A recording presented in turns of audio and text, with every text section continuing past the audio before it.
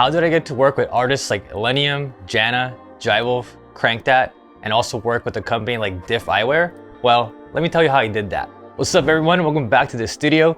Today, I want to teach you the importance of networking and also building a really good reputation for yourself, because that is the most important key and longevity for your career in this industry. It's kind of crazy because in this industry, a lot of people know each other and people like to talk, right? So let's say, for example, I did a design for an artist. The artist likes what I did because I had a good communication stream, I turn around fast, my quality is good. When that person is talking to someone else about merchandising, maybe they'll have a conversation about, oh yeah, who makes your merch, who designs it? And they go, oh yeah, Kenji makes this, right? And that's the kind of conversations that happen behind the scenes, which you don't really see, right? Because every day we're grinding, we're doing things on Instagram, we're in Photoshop, we're deep in Illustrator making our designs, but the real work comes because of the connections and the networking that you do outside of that. And I just want to stress the importance of that, because as designers and creatives, we kind of don't like going out there and being social. Like, it's just how we are. And it's taken me a long time to really come around to embrace that being out there, networking and meeting people is as important as it is to refine your skill as being an artist, especially in today's day and age. So how can we set ourselves up for success so we become that person that's also creating and also getting the jobs? So becoming the go-to person for someone, especially in designing, is really important, because that way you don't have to reach out every month to someone saying, hey, do you need this? Do you know anyone else who needs work? And that way when someone needs something done, they're gonna email you, text you and be like, yo, can I have this by next week? And you already know the drill, right? Because once you work with someone, you know how they are. They need things fast, they need things in high quality tomorrow or yesterday. But you kind of learn the behavior of how to work with people. And that's a skill that you can only get through experience. And sometimes an opportunity may seem really good, but on the other side, you might have the worst experience of your life, because the client might destroy your mind and drive you crazy. And once it's done, you're gonna be like, I never wanna work with this person again. And it happens, right? Not every project is gonna be amazing where things just go really smoothly and everything gets done on time and everyone's happy. Like sometimes there's gonna be a lot of pushback, a lot of reviews, a lot of revisions, and you're gonna be like, what the hell? Why did I even sign up for this? So becoming the go-to person for someone you enjoy working with is the most important part in this industry. And the best way to position yourself for this is you just have to reach out and build these connections in the beginning, whether it's Instagram, cold emailing, LinkedIn even. And really the only way to get your foot in the door is you have to be seen or heard, right? Because in today's day and age, everyone's on social media, everyone's making posts, everyone has a portfolio. But how can you get in front of the eyes of the people who you want to create for? For me, it was actually a little bit easier because I worked at a company where we work with artists. But to cultivate the relationships beyond working at that company was the hardest part. Because when you work at a company, people don't see you individually, they see you as part of the company. So even if me, Kenji, IKendoit.Studio leaves the company I was at, they're not gonna think of me as the first person in contact, because they're gonna think, oh, I worked with the company, right? So you have to distinguish yourself when you're there to make yourself memorable and actually build a human-to-human connection versus just being text behind an email or a voice behind a phone call. And that includes going to events and actually hanging out with people. And the importance of that is immeasurable, because in the moment you might feel like you're wasting your time, but that's how people remember you. Are you more likely to remember someone who you saw in person at an event that you spoke to, or are you more likely to remember some random profile picture on Instagram that is speaking with you about some topic, right? That's how you gotta look at it, is how do you make yourself distinguishable and how do you make yourself memorable? Once you build these connections, next you gotta make sure you can execute. My rule of thumb is it's okay to take a project that makes you a little uncomfortable, but don't take something that is gonna include a skill set that you know you have no experience in. You gotta take risks when you can, but don't overshoot where you know it's impossible. But there are ways to kind of overcome this. Is you can outsource the work by hiring someone else who you know has a skill set. So whether you may make $0 because you have to pay someone else to do it, at least you maintain the relationship. And maybe next time you can build in the margin of hiring someone into your bill. So you may not be getting paid the full amount, but at least you are now connecting that designer or whoever is doing the work with yourself to the client. And that's also another viable business method. Like, you don't have to do everything in the project if you can't. You know, it's just the reality. A programmer doesn't know how to design, so they hire a designer, and vice versa, right? So same with merchandising. Maybe someone who knows how to design doesn't know how to prepare a tech pack that's for production. because producing clothing is different from just designing on a screen. If you know both, that's great, because that way you don't have to outsource anything, and it's good information to have anyways as a person that designs apparel. It seems very simple, but I'm just being honest. It's just how it goes. Some people just don't care about things that they don't have to worry about. Another thing that's super important is your execution and turnaround. Turnaround time is everything for people in this industry. And if you can turn around a high quality product in less than a week, you're gonna be getting jobs left and right. And it's gonna burn you out, so don't set yourself up for failure like that. But that's just kind of the speed that people expect things to get done. When you first start a project, it's important to maintain very, very clear communication and be clear of your objectives and deadlines. So let's say someone needs something done next week. You tell them, hey, based on the work that you need, it's not possible to get this done in a week. If you want to hire someone else, I totally understand. But if you want me to do this work and I want to do this well for you, it's going to take me 2 weeks. And being upfront about your deadlines, your fees, expectations have to be set early, because that way when the project starts, you're not going to get a text the next day saying, hey, where's this? Where's that? I need to see this tomorrow, you know? And that's just something that is really important, is building that clear communication, being strong of your morals and your actual feasibility of execution, because that is going to set yourself up so people know when they hire you, this is how it goes down, not the other way around. Don't let the client toss you around, because then you're going to be wishing you just had another job that pays you instead of you getting hammered by a client personally. Everything I talk about comes with experience. Like your first time, you might overshoot yourself, and it's okay, because then you learn from that experience and you go, okay, maybe I should have said 3 weeks instead of 2 weeks. And maybe I can get this done in 1 week instead, and that way I can pick up another job, right? And you might not get things right the first time, and that's okay, because that's the whole thing with building relationships with people. Is it's kind of like you're practicing, or you're like going out on a date, or like you're interviewing for a job. It's like every opportunity is a way for you to learn, so you can build better connections next time, and maybe refine the ones that you already have. And sometimes taking a job that pays less could be a better opportunity for you. Unfortunately, with the music industry, a lot of work gets done for like a lower price, or people expect things to be done for free. And that's just a strange toxic nature of it, but that's also because a lot of people have zero experience and they're trying to get their way into the industry, and people don't really know what you're capable of if you've never done anything, right? I've taken jobs where I would slash my fees by a little bit just because the opportunities seem to outweigh the payment of the project, since I thought maybe if I did this for someone else, I could get another project in the future.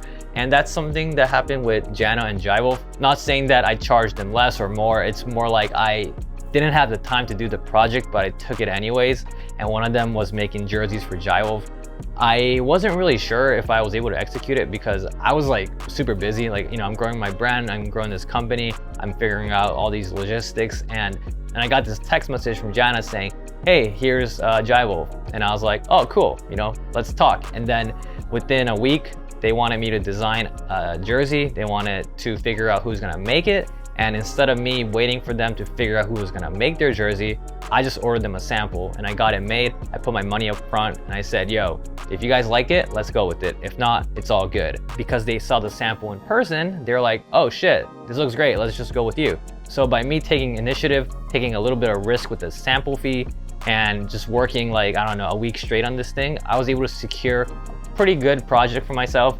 And that was the first time in my life, I think, where I decided to do something like that, especially on my own accord. I would say that taking risks are good. Just don't have any expectations, because if things don't go your way, you might be out of money, you might be kind of sad about it, but sometimes things do work out like that. And because of that one project, I got multiple projects afterwards, and I decided to kind of apply that going forward. So if you have a client like that where people want you to design and also produce, but the production part is a question mark, I would say just make that sample and send it to them, because people like seeing physical samples. It's different when you see something on a screen and then you see it in person, especially if it looks good. So that's why I think creating things at home, even if it's like a heat press, vinyl cutter, transfer sheets, that helps you get forward, because you're able to create things within one day, versus if you have to outsource it, who knows how long it's gonna take, and you know how expensive that can get.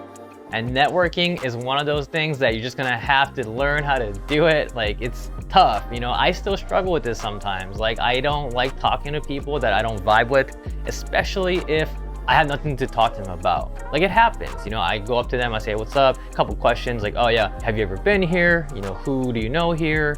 Kind of like the basic shit. And then try to like talk about more casual stuff. Like you see someone wearing cool shoes, be like, oh, those are dope kicks. And then if they want to talk about it, maybe they'll start talking about it. Like, oh yeah, I copped these off of, you know, Nike on that drop, or oh, I went to Vegas and I bought it at this shoe store. You know, it's like these little things that you can reach out from them when you don't really know who they are. Like those are the ways to build connections, especially if you're interested in that specific item or if you're interested in that topic, because that way like you can build a real connection. And that's my point with building a connection in a networking sense is I don't see it as like a business relationship. I see it as more of like I'm trying to build a friendship with someone because I actually want to work with people that I enjoy working with. Like the people that I mentioned, like Jana, Crankdat, all these people, like I like working with them. I really do. Like they're cool people. They are really passionate about what they do. And that drives me because I'm also very similar in that sense where I don't want to work with people who just want to do shit for money, or like I don't want to work with people who have values that I don't align with. So I think that's what's cool about networking is you start realizing like you're not alone, and there's a lot of people that are cool, but you just have to really dig through and find the right people to work with, because there's gonna always be another artist, there's always gonna be another, you know, whatever. So it's up to you to make these relationships and then cultivate the relationship. Like go to their shows, buy their merchandise, or share their posts. Like even something simple as that. Interact with them on social media. Just simple human connection things. That's how you build good relationships. And I know this isn't the most corporate, like sweaty sales way of doing things, but that's just not who I am. Like I'm not a sales guy.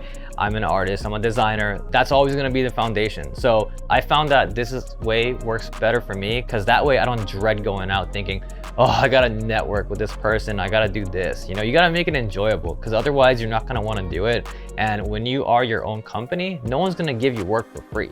You're gonna have to work for it. So make it fun for yourself.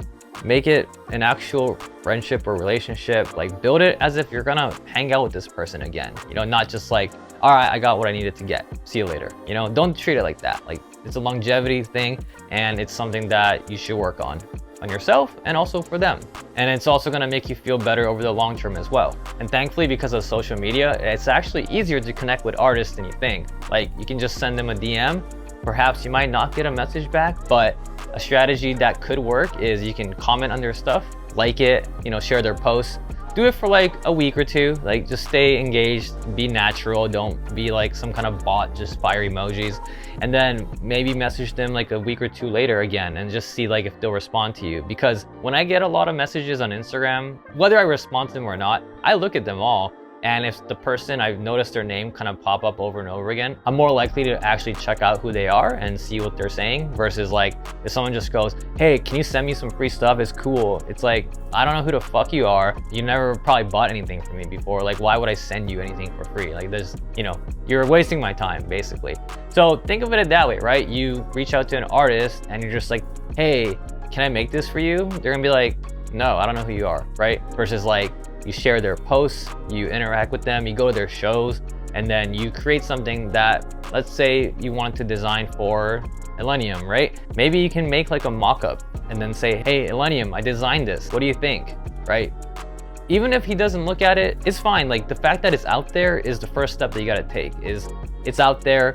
It takes time for it to circulate around the internet, circulate around social media, but eventually that post might get traction and people might be like, yo, this is dope. You know, they'll start tagging him in the post, and then who knows, that could land you a job, right? So these are things that you can do, is like DM, interact with them. It's easier now than ever to connect with artists. Like, because I think artists also feel that they have to make a connection with their community. They're more aware that, okay, I have to actually like look at my messages and talk to people, versus before, I feel like people kind of treated followers as just like numbers, like, oh, okay, it's cool, you know, I appreciate everyone, but I don't need to really speak with you. But there's a lot more focus on building a true community, which I think is cool, because even for me, like I've been trying to interact more on my socials with people who I don't follow necessarily, but if they comment on my stuff, I always go to their page. I'll like a few posts, and like if I think something is really cool, I'll be like, yo, this is a great photo, this is a great piece of art, like this looks dope.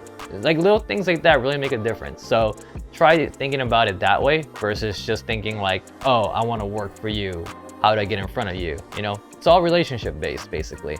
The key is just stay consistent, don't be annoying, and just be a real human being. I hope you all found this video to be helpful today. If you enjoyed what you saw, please give me a thumbs up. If you want to subscribe for more videos, hit that subscription button over there. And also leave me a comment about what you think about what I talked about. Or if you have any input, let me know, because I'm always curious to hear what you all have to say. I got my design pack, my apparel, all the good stuff in the description box below. So if you want to support my channel further, I got all that. And I just want to say thank you all so much for watching my videos, because I'm finally monetized on YouTube. And obviously that's good motivation for me to keep pushing, because now I have more of a financial incentive to push on here, especially after spending a lot of money on the videos when I first started hiring an editor to do stuff. So now I'm doing everything on my own, but yeah, the monetization is dope. Thank you all for 4,000 watch hours. It took a lot longer than I thought, but hey, we're doing it live. And if you're just starting out YouTube, don't worry, it's gonna happen. It took me an entire year to get to this point. So some people might get there faster, some people might get there later, but hey, we're all trying to just do our best, right? So anyway, guys, thank you all for joining me today, and I'll catch you on the next one.